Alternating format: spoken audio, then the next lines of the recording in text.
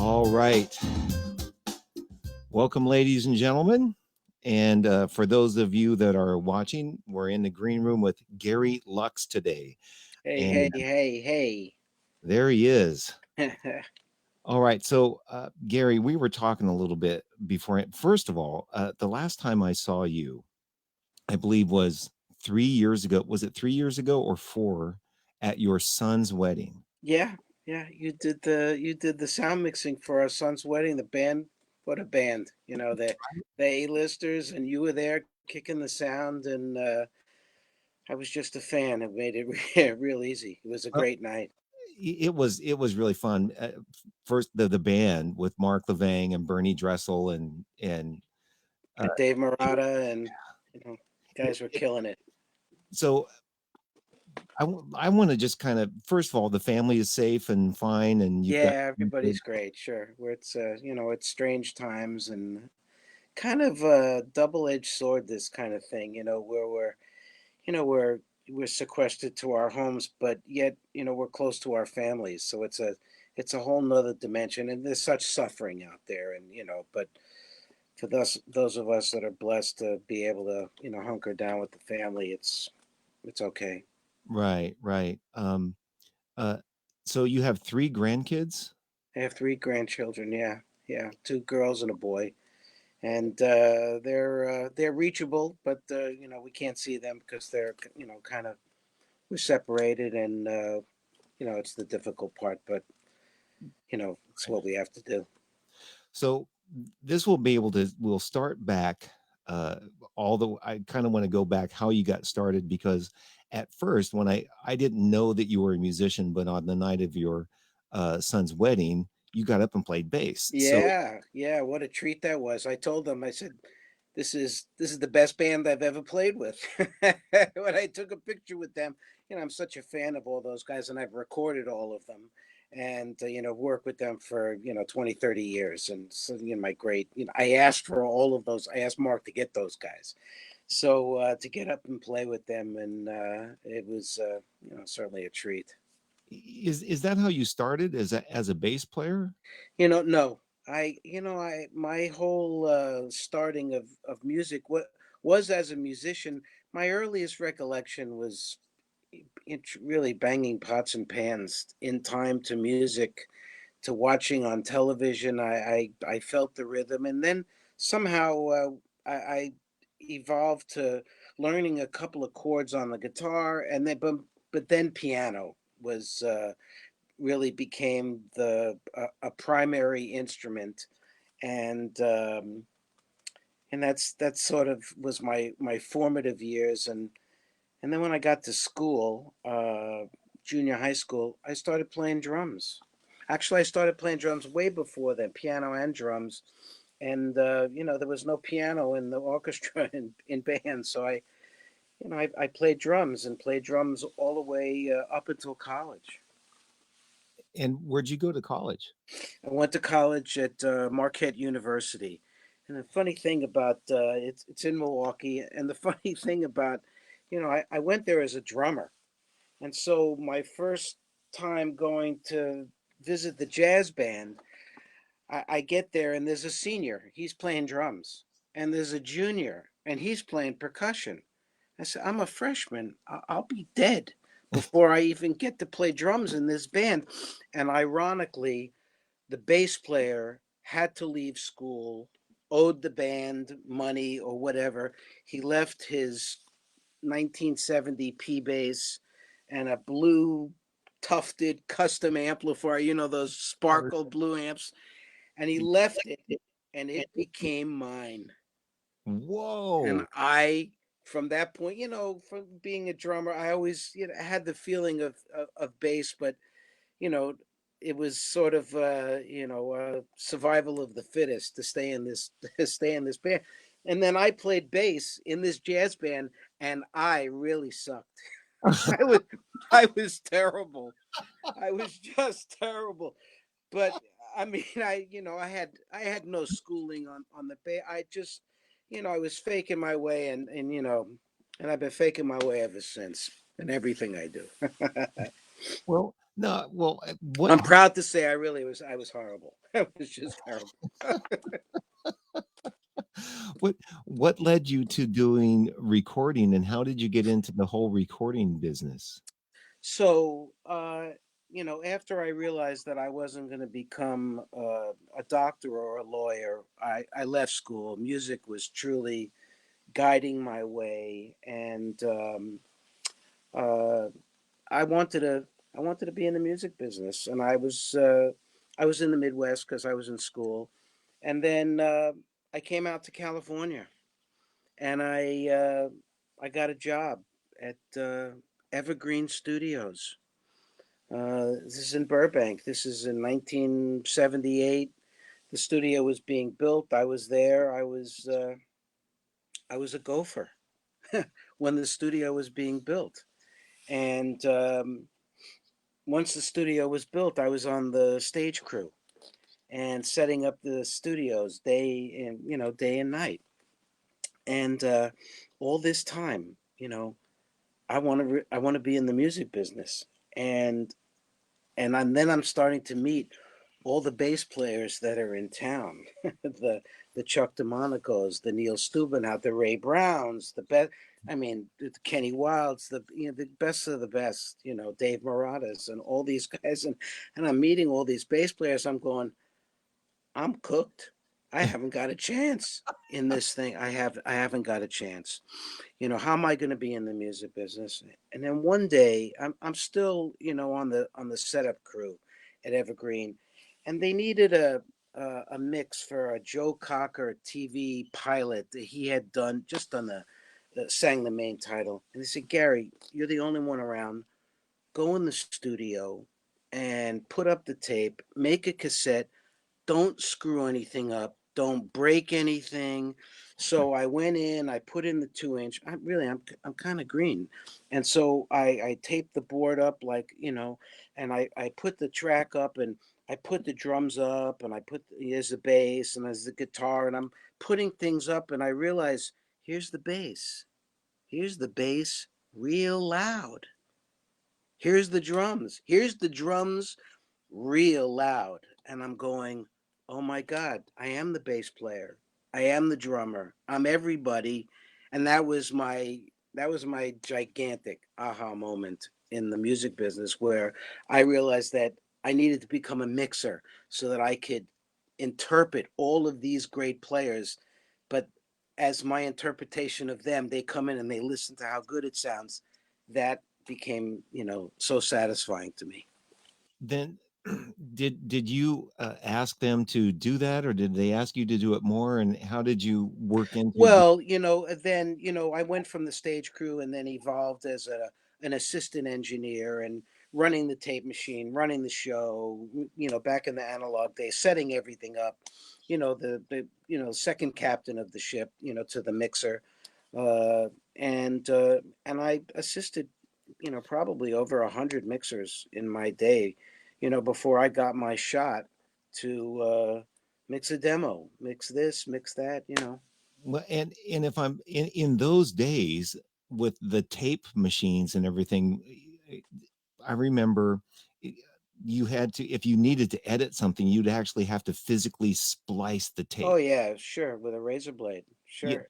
and so you had to learn how to do all of that. It Oh was yeah, I got the cuts on my hands to prove it. I got tons of those. And yeah, that was I mean that was an art form within itself, very musical and I pretty I have cool. a picture here of, I believe, an old analog board I pulled up off of off of your Facebook page, and you can't see it, but I believe it's at Capitol Records. Oh, okay, yeah. That Um, neat board there. yeah, yeah, with the all with the VU meters and all that kind of thing. That's Yeah, analog desk, right? yeah. Those yep. That's quite a board. Everybody looks forward to going there. But it sounds great. Oh yeah, yeah, yeah. I mean, even though we're sort of in a digital world, we don't really use tape anymore. It still has to be analog on the front end before it turns digital. Digital. You have to sing into it. You have to play into it. It has to be interpreted analog before it converts to digital. So that's not going to go away.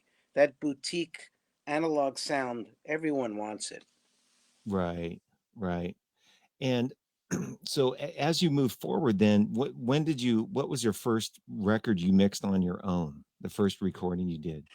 Oh man, gee, I can't actually remember. It's really funny. In my early days, I actually think I did a jazz album. It was for a Japanese artist with Ray Brown. It was a jazz thing, drums, bass, piano, vibes. I think I'm just wondering if the artist was a vibe. You know. Anyway, I think I'm digging way back. Yeah. I did a ton of film and TV stuff. Um, you know, before that, and God, I can't even remember. So at Evergreen Studios then, was it mostly music or were you a was you mentioned TV and Oh, film. it was music for TV, film, jingles, records.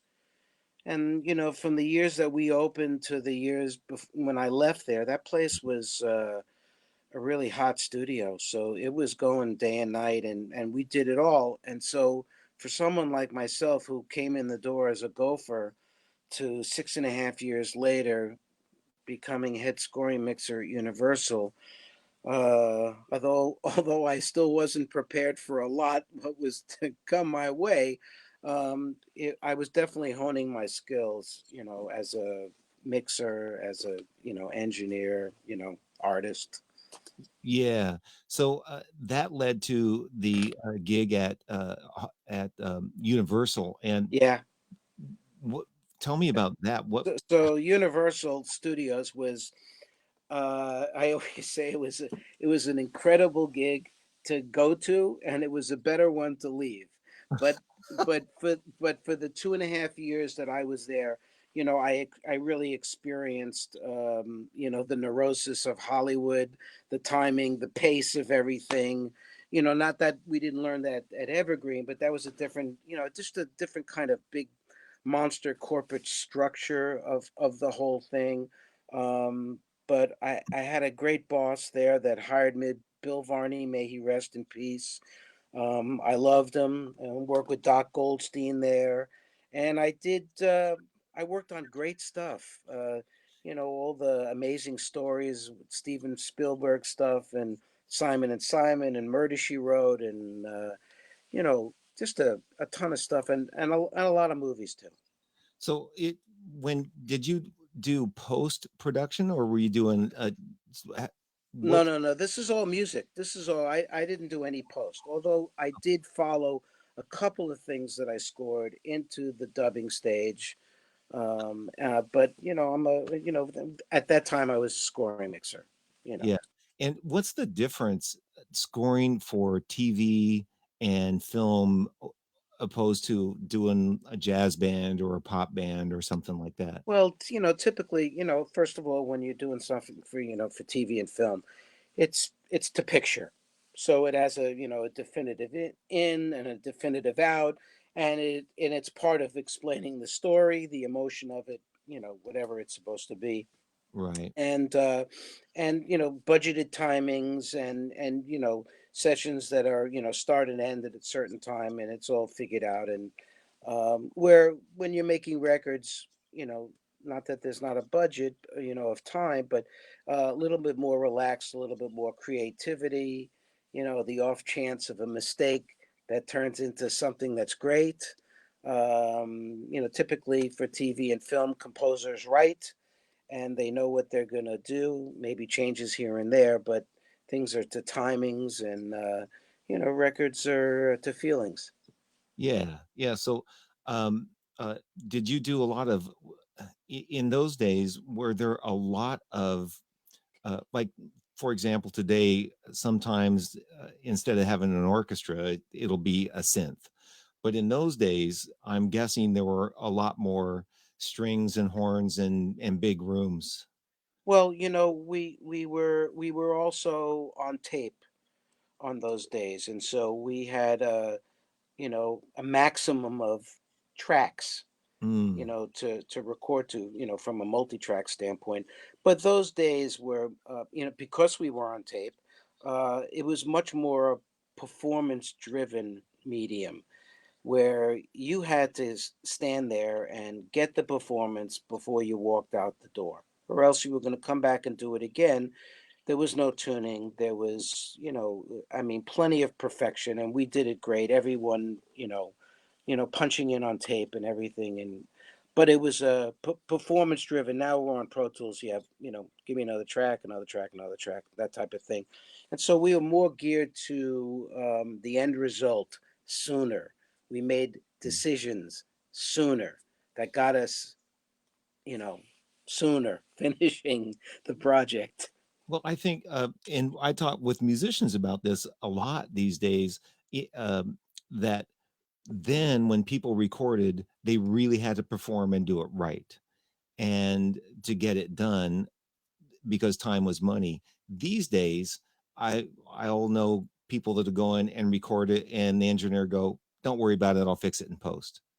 You know, Well, that's when people have budgets and they have to work on things, they know what they have to get, they know what they have to do. Most mixers or most producers now are really more editors than they mm, are anything, moving things, fixing things, nudging things,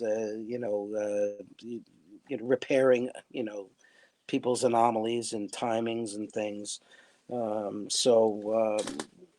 But when we were on tape, you just had to perform. You had to make a decision.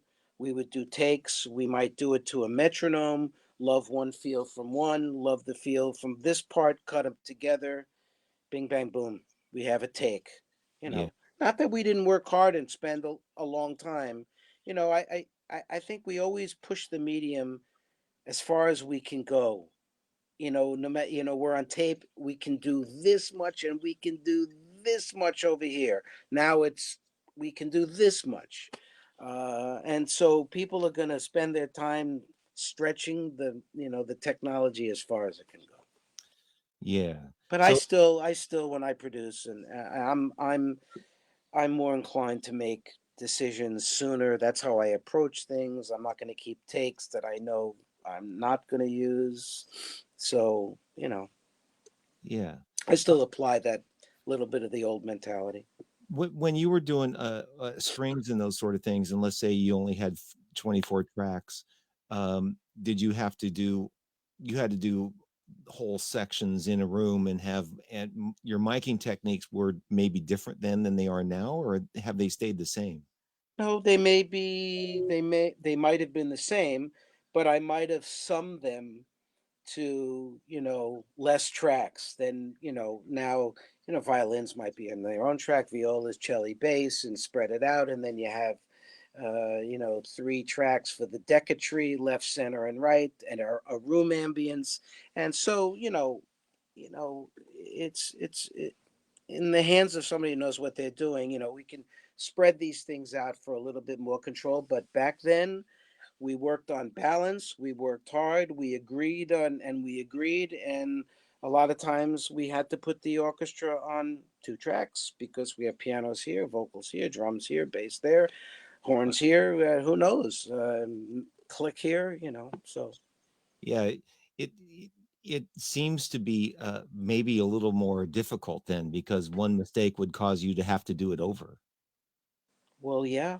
But then at the end of the day, when you walked out of the room, the chorus was already done. You Mm, sang the chorus. right. When we sang the chorus because we let you out the door. Yeah. We made a decision. We loved it. And not only that, but you had to sing the chorus and you had to sing it where it occurred in the song every time. It wasn't just grab it, love it, adjust it, pick it up, and copy and paste it. Like we're able to do now. Yeah. Um, so when you left Universal, why did you leave Universal? I left Universal because it was probably mutually beneficial that I leave, and it started my my independent career. Um, right after that, I was working a lot for Mike Post, and so I did all of his work, all of his TV shows, and there was plenty of it. And it's you know that's when started independent. And you started your own, is that when you started Tubby Tunes Music? No, Tubby Tunes was much later because I think I needed Tubby Tunes originally as a publishing. That didn't really happen till Mm. into the 2000s. Mm. And Because I needed a publishing entity, and now it's a corporation, and it's probably a good thing now for loan outs and whatever that I've been incorporated a long time. um and when your first studio, was it in your home or did you build a studio somewhere in a My first studio, so independent for a long time, which meant that we were going to commercial studios while they were still around. This is before Pro Tools. oh While we were still on analog, Pro Tools was being invented. Certainly changed everything by um, everybody being able to have their own computer and working on hard drives and eliminating the big recording machines. And so when I had my first kind of independent one was the barn was in Agoura Hills, was behind a friend's house, and mm, we had a really cool thing. They're still working it. It was their property, and I eventually left to build my own thing here in my own house. But that was cool. It was 3 rooms. We had TV screens and cameras everywhere. It was high tech, and they're still running it. And but here in my house, my uh, living room and dining room became the studio, and I can do tons of things here. I certainly mix everything here, but anything bigger, I go to outside studios yeah. and then record there and then bring it back here. I've got a couple of pictures of your house, I believe. This is you. I'm going to put these up. These are um your studio, and you're using an Avid S6, I Yep, believe. I'm sitting right here. And and by the way, your I have your website up. This whole time is up so people can see it. And this is what your home studio looks like. Um, and as you were saying before when we started, it's the first time you've had a window in your studio for Yeah, well, I decided that, I mean, the living room, dining room, it's very well treated here. It sounds really nice here, yeah. but I certainly have my view going out my living room window, which I never had because in the studio business, we always pride ourselves on, being dark and dingy and not Right. knowing what time of day it is, but because, I'm older now and I want to know what time of day it is. So, um yeah, I look out the window and it's really enjoyable. Now looking back, because I'm just going to rattle off these that I see here, and these are just a small few of your credits for people that you've worked uh, on records.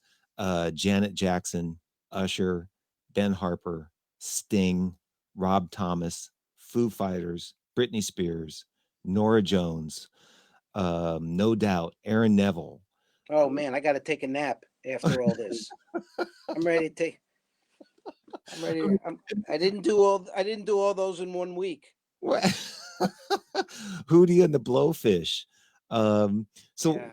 oh, and you did also Rod Stewart. So, uh, you've won a number of awards, and the other thing that I want to ask you about, but tell me about your is the surround sound thing. But first, tell me about some of the awards you've won with and Grammys with. I haven't won any Grammys. I've been part of a lot of that have won Grammys.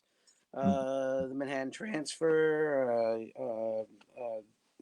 Ben Harper, and I won a Surround Award. Actually, a first annual Surround Award was with the Ben Harper Project. Yeah, I haven't won personally my own Grammy, and I'm still on my quest.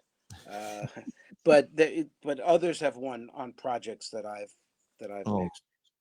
perfect. But you've worked on so many things. Moulin Rouge, Charlie's Angels, Yeah, that Tears. Moulin Rouge, man. Now that was crazy. So, for the people that saw that, Boz Luhrmann, the director, that was, truly a real art form and a real music show. So what had happened was they're just about, you know, going into the dubbing, and the whole opening sequence of Moulin Rouge, which I mixed, is three songs that are happening at the same time. And so and then they needed it in surround sound because it had to get to the dubbing stage. So I think I mixed that like on Friday and delivered it on Sunday for a Monday dubbing stage thing. But that was off the wall. I mean, that was, three songs. When you see that, when there's kind of swooping right into the Moulin Rouge, and then it just starts, crazy stuff. That was Yeah. fun.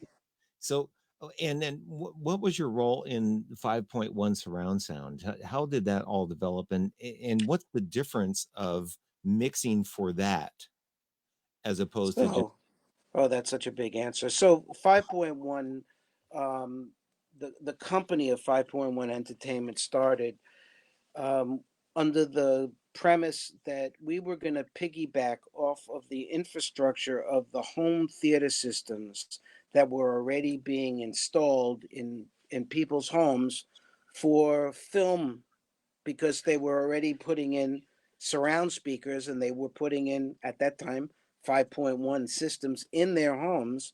So we were trying to piggyback off of the hardware, and we were mixing DVD audio discs at a really high resolution. Didn't have any picture with it. So it was sort of a CD replacement in surround. Um, and we were doing it for a while, and then it failed miserably because right after that, that was probably the last hard disk system that the music industry tried to shove down the consumer's throat before they went to MP3s, and the iPod became it, and people had 1,000 songs on a handheld, and it was music by convenience, not by quality of right, right. audio, which we're getting back to much more now. You know. Well, let me, that brings up something, the difference between mixing for 5.1 surround sound and high quality as opposed to how almost everybody listens today uh, through a device, iPhone or an iPad. Do you have to mix differently based on knowing that things are going to be streamed more so than put on CDs or listened through?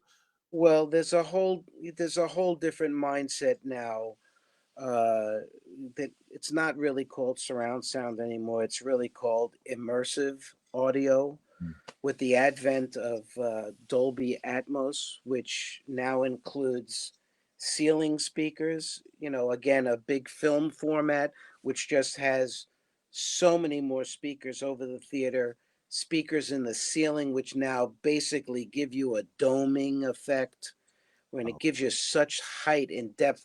It's like being at the planetarium for audio, and that's really what it does. Gives the height, which is something I always longed for, mixing in 5.1. So now mixing in Atmos is like 11.1. There's 7.1 speakers around you and four speakers above you, and of course the subwoofer.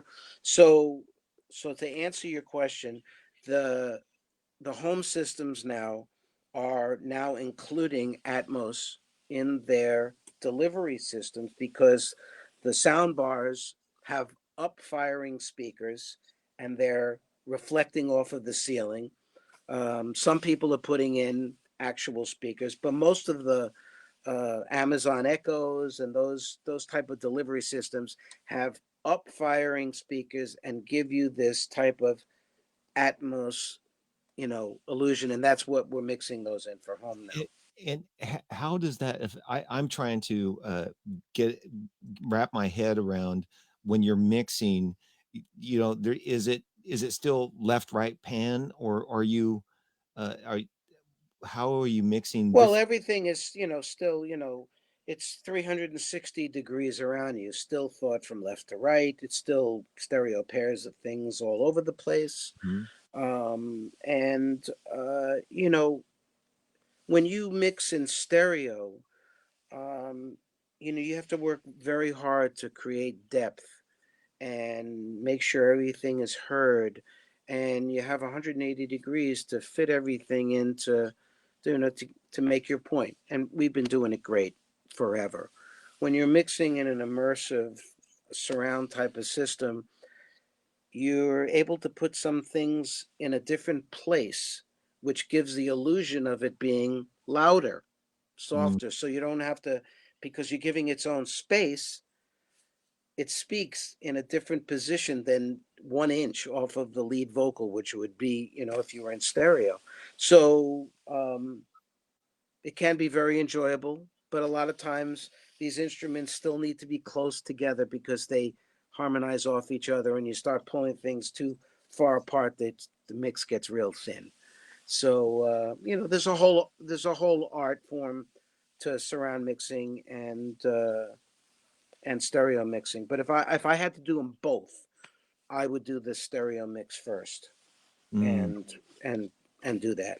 So, a guy asked me one time when I'm doing live sound, and he said, "Why don't you pan stuff with your in your mix?" And I go, "Well, if somebody's sitting on the left side of the room, and my only thing I want to do is make sure they can hear in a live situation is and when, you know, depending on the room, if somebody can hear the snare drum, there's no reason to pan it, you know, if the snare drum is just too loud, right? So then he goes, well, why do they pan things in recordings?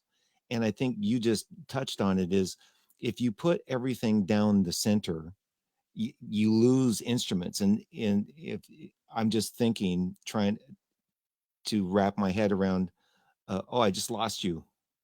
Um, oh, so can you still see me and hear me, Gary? Hello? I've lost you, Gary. Hold on. Um, I'm waiting for Gary to come back.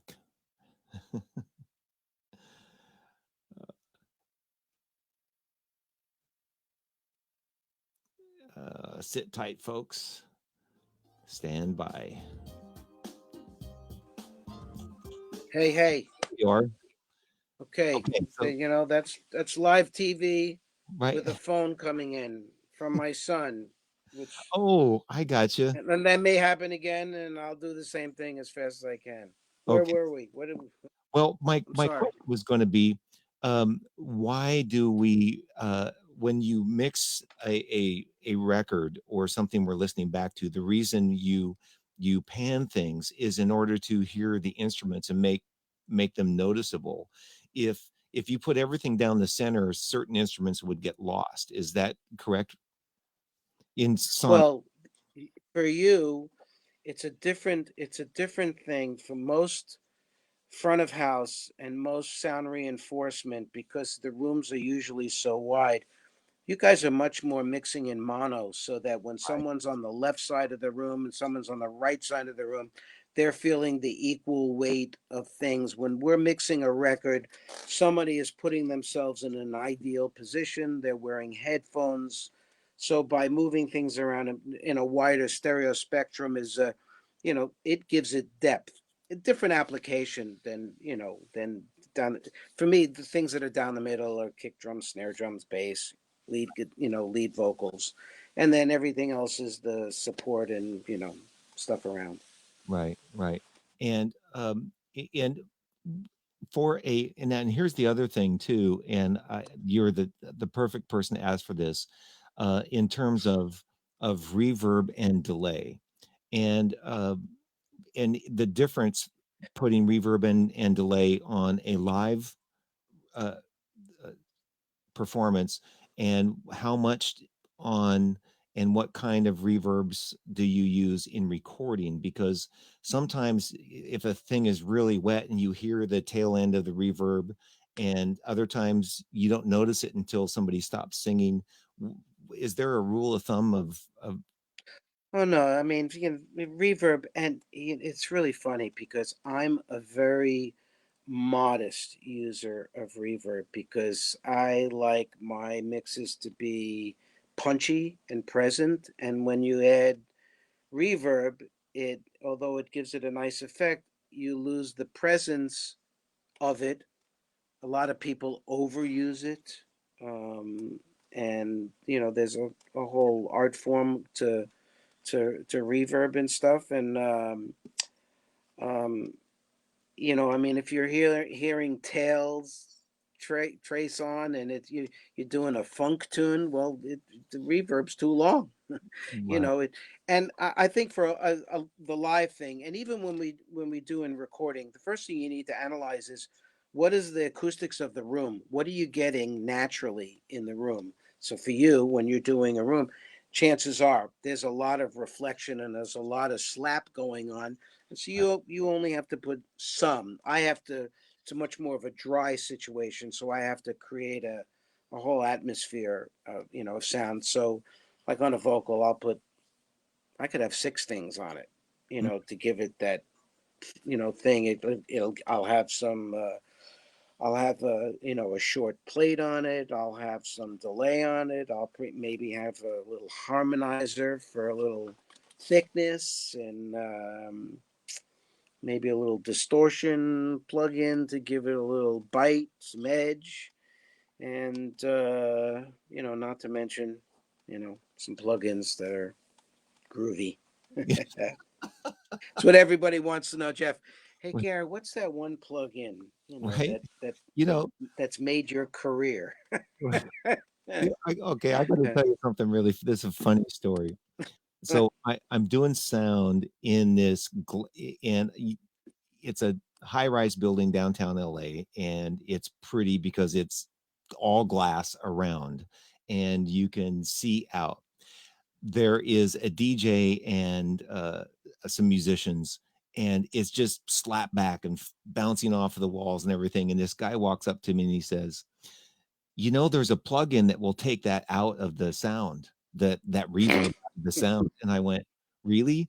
That it will you there's a plugin I can put on my mixer that will take the reverb out of this room? And he goes, yeah. And I said, really? And it will physically go and put curtains on the windows? Will it? He goes, yeah, a buddy of mine has it. What's it called? I don't know. Unsung. Is it something we can get at Sears? I don't know. I don't know. But I think what he was referring to, Everybody knows what they know and music. right? I think what he was referring to is a studio plugin. What you were just saying, that there's Yeah. different things you can put in and plugins that will uh, take reverb, you can flatten sound, expand sound. Actually, there are now. With some artificial intelligence, some plugins that are really good. Sometimes post production guys or on location guys get into situations where they've got to, do a take, and it's very reverberant. And there are plugins that can, in fact, minimize some of that ambience. Mm. Now, it's pretty And cool. would that be especially for a sound mixer, which is different than uh, a sound mixer for TV and movies and those kinds of things? I've always Well, wondered. guys use it for post, and guys use it for you can. A music guy can have it too. He might Mm, be in a drum room that might be just a little just too live, and some of the ambient stuff he just wants to, you know, tame, I get it. whatever. Yeah, that But they do have it. It's out there. and uh, how much live are you still doing? Much live sound mixing? No, no, no. I love doing it. Yeah. I love doing the live stuff. I love doing the setup for it. I love doing the gig, and I love when it's over. It's over. And I love that. Hi, that was a nice show. No mixing, no more mixing. bye bye. right? I So love that. I do. I love the challenge of it. It's because it's not easy. no, no. No, I mean what you do is amazing. You know, it's and it's always kind of humbling to get out there and go. You know, the it's first 10 minutes that you start putting up faders, you go, can we get somebody here that knows what the hell they're doing, please? my It's fun. yeah, I got called to do sound. This guy said, go down and mix, bring some sound for this guy. And I forget the name of the guitar player that subbed for Richie Sambora in uh, the rock band Bon Jovi. And so I go down and I bring in sound, and this guy standing over my shoulder, he goes, I had more kick drum, more kick drum, more kick. And I'm like, dude, shut up. And I turn around and it was Tommy Lee, he's going, more kick drum. I'm like, oh, okay, I'll turn it up for you. No, he just wants top end. He just wants it to click. Yeah. So, The big metal guy. right. So I put my phone number up in case anybody wants to call in and ask you a question. Um, but uh, tell me about working with Aaron Neville and some of these artists. What was your most fun experience with some of these artists that you were able to record and work with in the studio? Well, Aaron Neville, is an American treasure. I mean, his voice arguably is it's undeniable. You know, it's easily recognizable. And I did two albums with him, Believe and Devotion. And on one of the albums, I got to, I recorded plenty of it, but his take on Ave Maria, which is incredible, and just and it didn't take him very long, and he knows exactly what he wanted to do, and it was really one of the joys of being in the studio to hear a vocal like this. It was, you get goosebumps when you hear stuff like that. So on those two albums, I mixed both the stereo and the Mm. surround mix. Those two albums were actually two of the original DVD audio discs, the commercial audio discs that came out that year that we put out along with Gordon Goodwin's Big Fat Band. Oh yeah, how was that? What was that That like? was pretty epic as well. Well, I mixed it. Tommy Vicari, the great Tommy Vicari, recorded it and does everything for Gordon. I mixed the 5-1 mixes of three of Gordon's albums Hmm. because the company 5.1 that I was working with had a record label. We signed Gordon. So I mixed it. Nice. And but that was phenomenal in itself. Explain the difference to somebody who doesn't know, including me, the difference between recording and mixing. Well, Uh, recording recording starts the process of committing the instruments from the studio onto in a multi-track format, um, and at that time we're able to put each individual instrument on a track, um, and that's part of the mixing process is committing to recording in a proper way.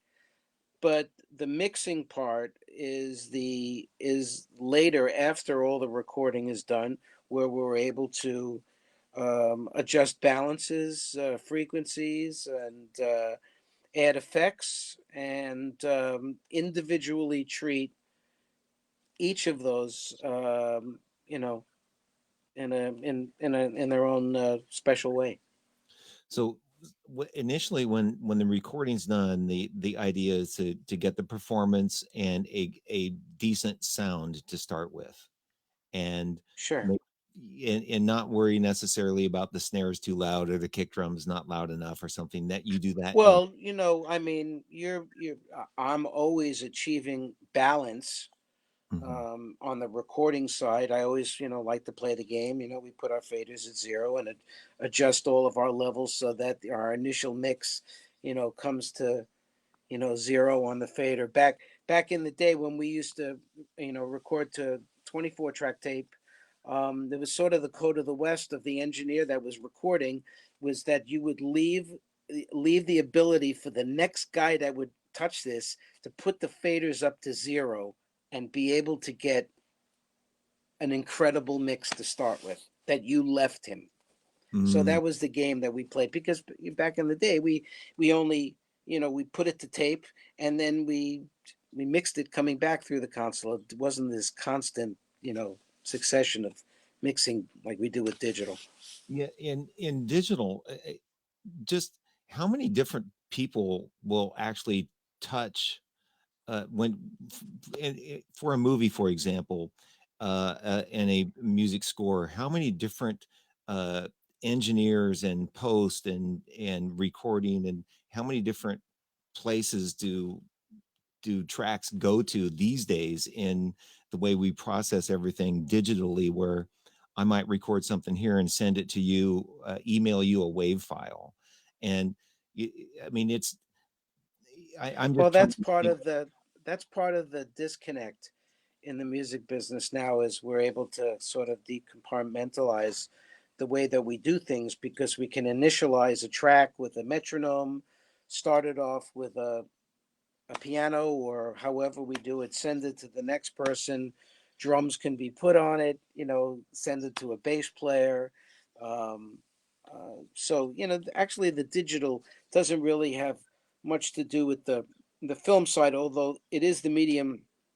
But for film, there's guys that mix effects, so that's a whole different audio. Then there's music that has to go to a certain person. Then the dialogue has to go to a different department. They process these things and deliver them to the dubbing stage for the final mix for two or three of the mixers to mix mix these shows. For me, I deal with music, and Mhm. so yeah, there's a lot of uh, you know we need a new guitar part, so we'll send the track. The guitar player will send a couple of takes and we'll love one of them, love both of them, or cut some of it together and edit them to one, and we're in.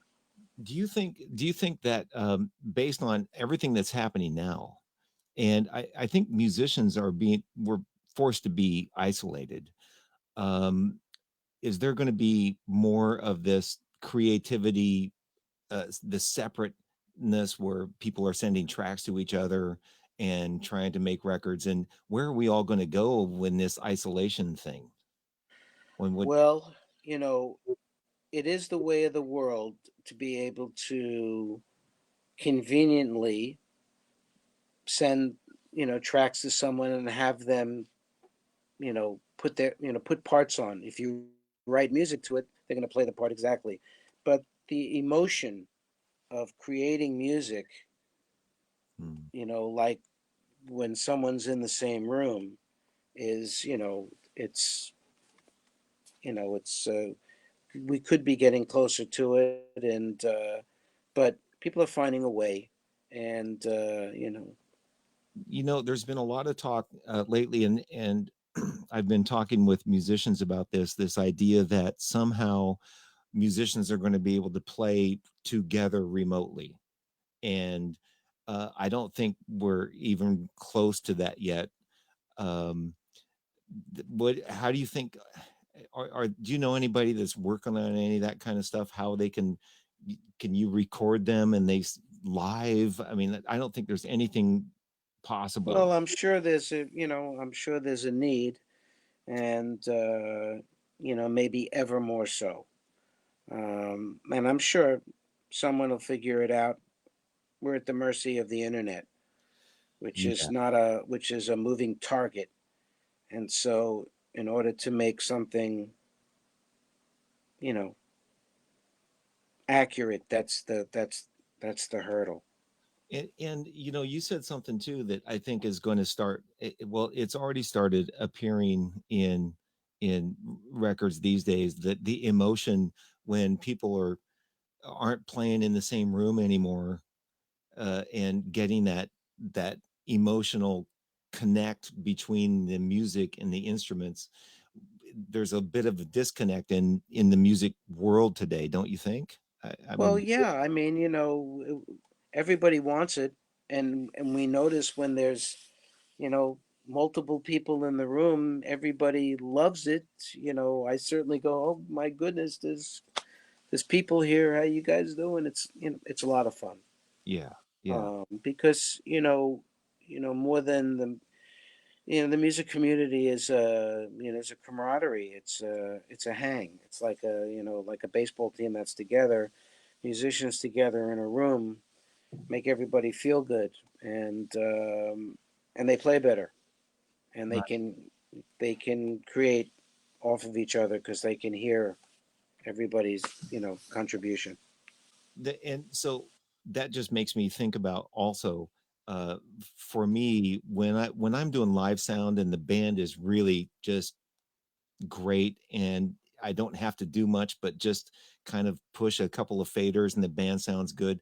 What does it feel like for you as an engineer when you're sitting back there and you're hearing Aaron Neville come through the studio monitors, and I mean, does it just feel like magic? I mean, I can't imagine. Every time I sit down to do a mix, it's always that day one. I always play the game. I'm putting things up. I'm making things. Starting to shape the sound, and I don't like the way it sounds. And I always verbally say, just so I could laugh to myself. Can we get somebody in here that knows what the f they're doing? And then I start laughing, and I'll plow through something, and then I turn the corner, and it's a real joy. I've been blessed to be able to do lots of really cool things. Proud of a lot of things that I've done. Are there things out there that I wish that I could, not that I could, that I would have mixed over? You bet. Because just like me as the bass player when I started it wasn't that great. uh, Great intention. It wasn't that great. If I was a judge on American Idol of mixing, Lux, yeah, get a we'll different. call you. Yeah. So I'm sure you've been asked this question though, and some when people ask me a question like, "What's your favorite band to mix?" But I got to ask, of all of the, as I've gone through some of the smallest fraction of all the people you've mixed and worked with, what are a couple of the highlights and your most favorite ones, other than and Aaron, I can. Well, yeah, you know, uh, it's hard to say. I've done a lot of cool things, and you know, 40 years. Uh, I'd have to say one of my favorite albums to mix, as contemporary as it was Usher's 8701. Mm, Because, and I mixed it in surround, and when I mix things in surround that already have been a internationally world famous record, this was a gigantic record. So, my job is to just make a gigantic version of this record. And so, because it was done in analog, all the effects had to be recreated, all of the weird panning, and they had to be interpreted by me. I heard them. So, is that a flanger that's going into an echo unit? I mean, we had to interpret it. And then again, it became my own. And then when we sent it out to be heard, there's a lot of songs on there. mm. Not one change came back, and it Oh, was it was pretty cool. So that was a lot of fun.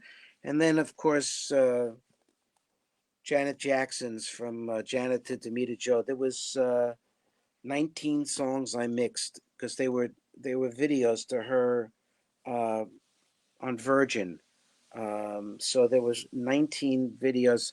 I think we mixed them in 35 days, and wow. that was I didn't stop. And after I got done, I got so sick.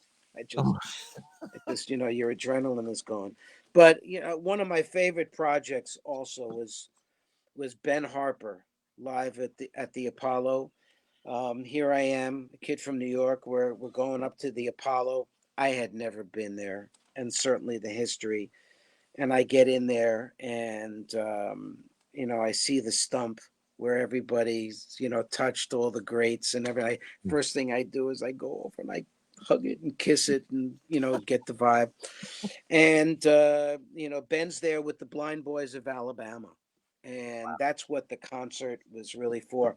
And I'm in arguably one of the great live remote trucks, the Sheffield truck, which was just a gift to be out there. So this truck, this 65-foot truck, is outside the back of the Apollo Theater, and I'm monitoring and surrounded. We're multi-tracking this thing, and then get back to LA, and we're mixing it, and then Ben would come and hang out and listen to the mix, and he was very appreciative, and we became really good friends.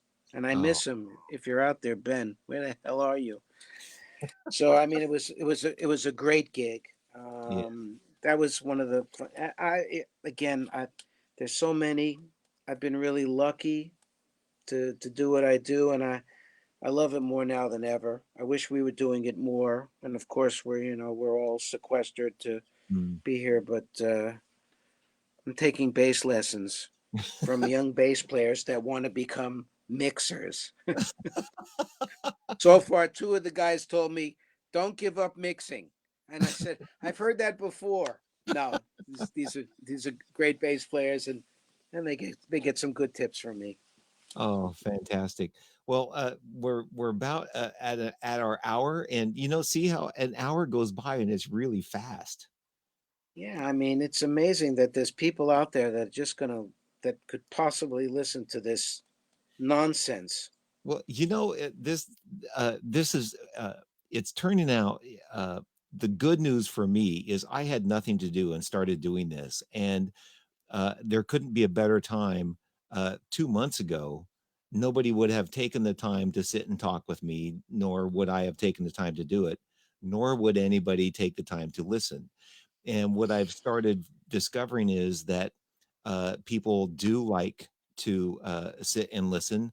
And after I've done it, they go back and people keep watching it back. And as all the people that I've done, let's say we get 70 views, I'll go back in a couple of days and there's 80 views, so Mhm. That's people, nice. Listen, people want to people want to connect. yeah, We didn't ask for this. It came our way. We were overtaken by this, and safety first, health first. We have to deal with it as much as we want to be out there. So it's painful. yeah, it certainly is. So I think it's time to close up the show and say thank you, Gary. um uh Jeff, thank you so much for this opportunity to hang out with you. I really appreciate it, and it was fun. I Thank hope you. somebody got a chuckle out there. Thank you for sharing your knowledge and your wisdom with me. And I'm going to take us out with this Roger Smith song from Tower of Power. And we'll talk again soon. I'll see you at when the grandkids get married. I'll come and do sound for the wedding. Oi, oi. All right. Thanks, Gary. I hope I last that long. Me too. All right. Be well. Everyone be well. God bless. Thank you. Thank you.